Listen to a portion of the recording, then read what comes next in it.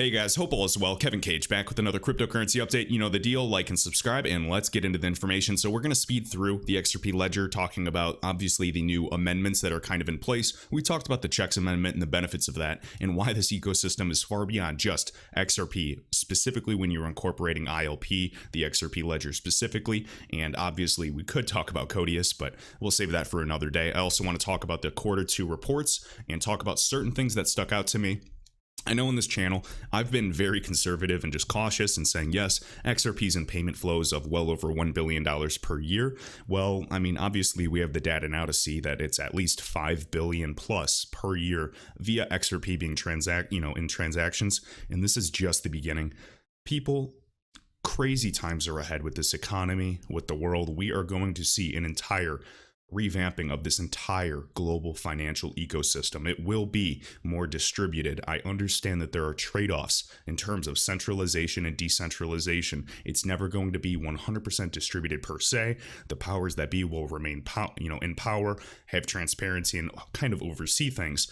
But I am just looking to capitalize over this. To each their own. You guys do what is best for you. I am simply in XRP for a potential return on my investment. I am not a financial advisor. Do your own research. I just don't think that there are any other project that has as sound of fundamentals as XRP. I absolutely diversify. I'm just one of the biggest believers in the immediate solutions of cross-border payments and payments with DLT. There's going to be many, many other use cases. I wish them well. To me, it's just a no-brainer from what I've seen, the people I've spoken with, etc. So let's get into some fun stuff and then we'll cover the information. So right here, I know I said almost 2 weeks ago. So if XRP was not at 25 to 28 cents within 2 weeks, it just goes to show how suppressed this asset compared to any other crypto truly is compared to them. Again, we'll check back on August 7th. Happy to note that we finally blasted through that in one candle. I didn't see that coming, but per the fractal, per the data, per everyone in this community, we understand that these assets are cutting through their weekly moving averages, and it simply had to follow suit. It was behind XLM, it was behind VeChain, it was behind ADA, it was well behind Chainlink. All of these assets in terms of the price. Now, if you can play this right, you can stand to make a lot of money. Some people are upset that XRP is the last mover. To me, I think that is one of the best opportunities for us. All right, so we'll see what happens if we kind of consolidate, sideways for, a while, similar to what VeChain's doing before reaching higher highs. But for me, long term, this market, end of year, etc., we are going up. I don't think that we're going to see below 20 cents, ever again, unless it's some type of flashwood candle. I've been wrong before, but that's just kind of how I'm seeing things. All right, and again, keep in mind, when you're considering this, guys, the US dollar is at, a 3-year low. We have precious metals, approaching some of their all-time highs. We have gold already doing so. Silver still has a lot of upside. It's going to be more volatile, just like how, when Bitcoin moves and it pulls the market up, gold will pull silver up as well.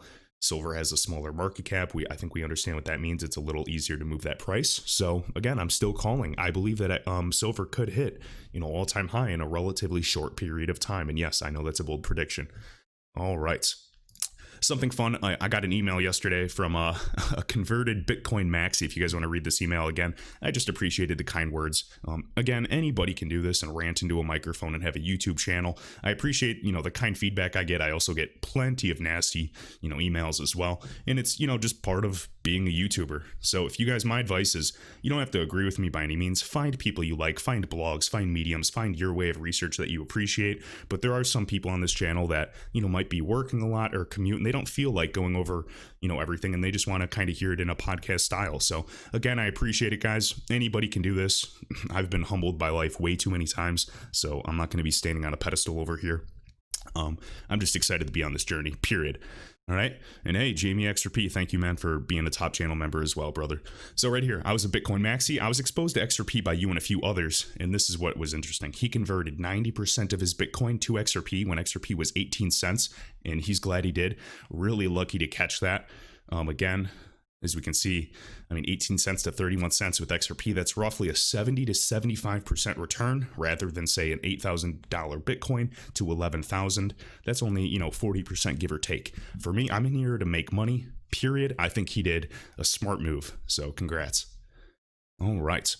Right here, guys, I'm going to speed through this. So Mickey B. Fresh YouTube channel, check it out. Type in like Mickey B. Fresh XRP. Definitely subscribe to this gentleman. Does some great research, deep dives, looking into the older documents. People just always, they give a lot of people flack for going over things in 2017, 2015, but they don't understand that that history can help us predict the future substantially. Bank of America, we know, a well-known RippleNet partner from specifically Bank of America. They're not using XRP that we know of today, but we understand how easy it is to onboard that. Bank of America also has one of the highest number of filed patents for blockchain and DLT. That should mean something. So I'd assume if they spent all that money to do so in planning, and we've even seen RippleNet, enabled with them, we hear groups in speculation like ACI Worldwide could potentially white label something like on-demand liquidity utilizing XRP. It gets very, very crazy.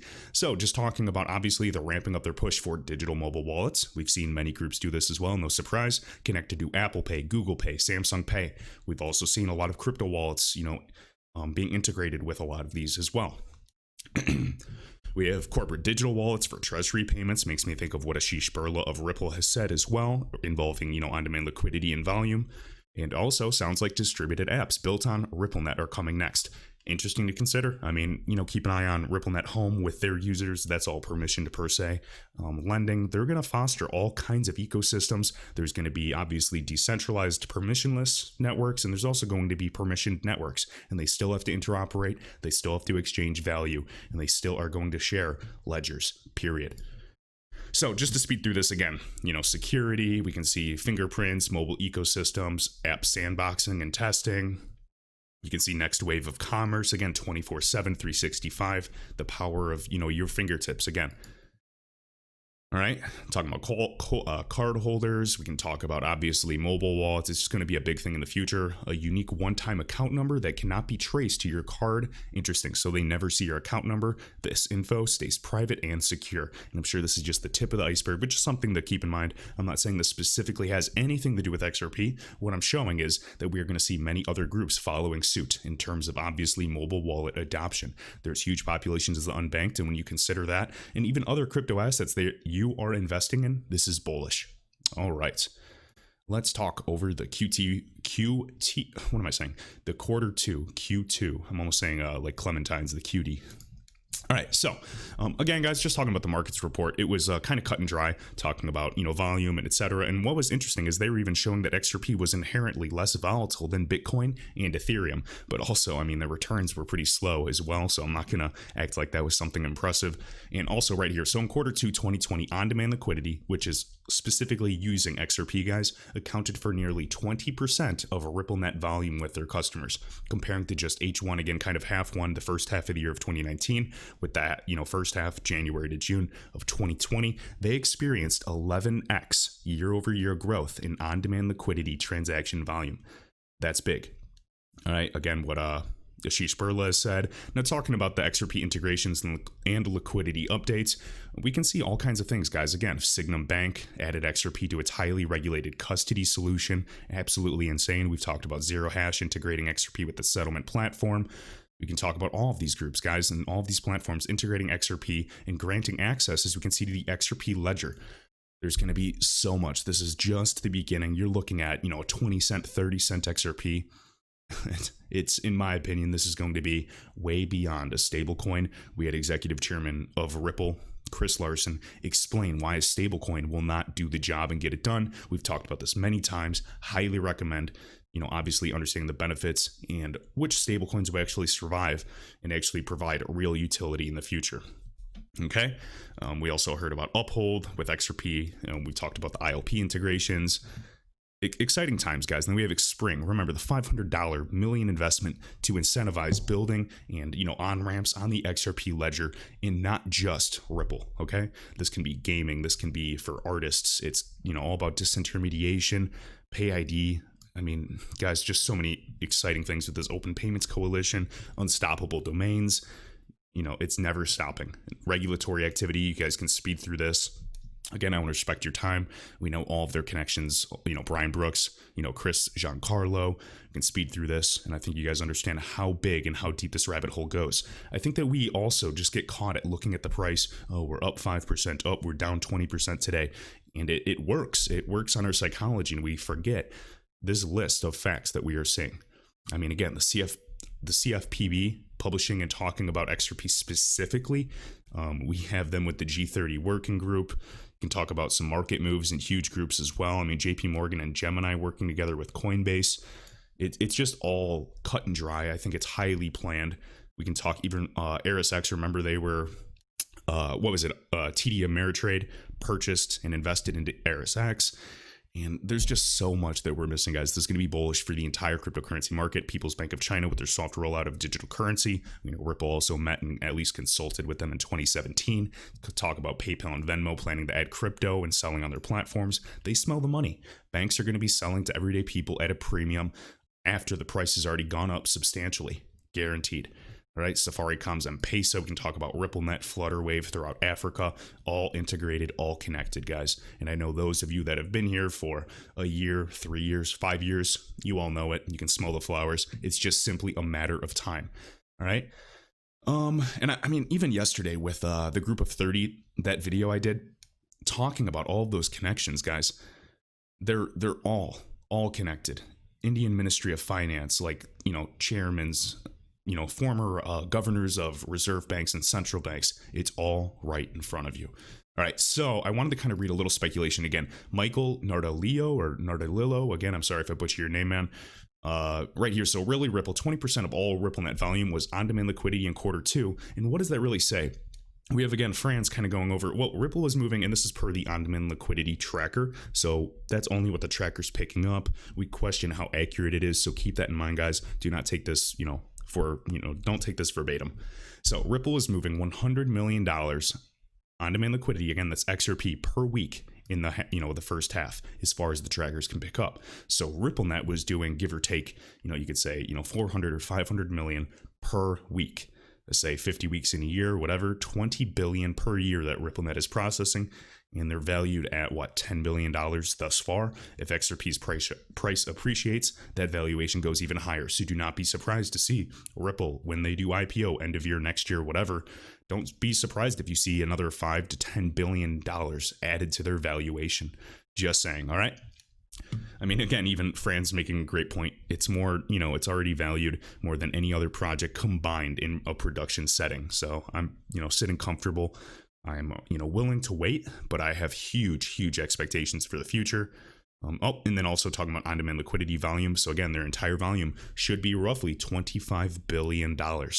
Even, again, Michael Zischek talking about the $2 billion alone between the US and Sweden. We can talk about Accenture and the e-krona. Accenture is one of the first investors in Ripple. They're just all connected. It's absolutely astounding. I'm not trying to be too hypey. I just think you guys understand how big of a market share this is and how inefficient the illiquid corridors are and how incapable the tier one banks are even incentivized to do anything about it because they're making money from it. I don't see any other fintech that's even, standing Epiphany, but there's groups that are potential competitors of Ripple or RippleNet or even XRP. Yes, absolutely. But Ripple's 8 years ahead. And the people in powerful places, the legislation, to me, it's a done deal. All right. All right. So let's keep going.